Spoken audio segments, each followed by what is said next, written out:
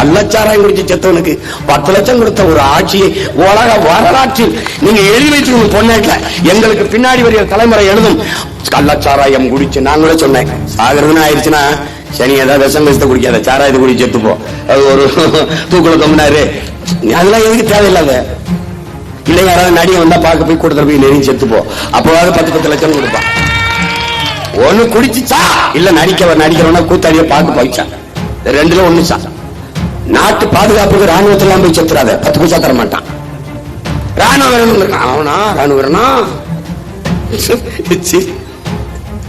இந்த நாட்டு விடுதலைக்கு தூக்குல தொங்கினவன் எங்க புதைக்கப்பட்டிருக்கான்னு தெரியாது.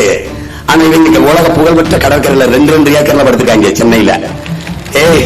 எல்லாம் மாறி ஒரு கேடுகட்ட கூட்டம். இந்த பாருங்க, எந்த வயசுல வந்திருக்காரு பத்தியில, இளமை இருக்கும்போது இந்த வீணா போன வயல்களா உழைச்சிட்டு அதில் நான் திமுகவில் இருந்தேன். சரிதான்.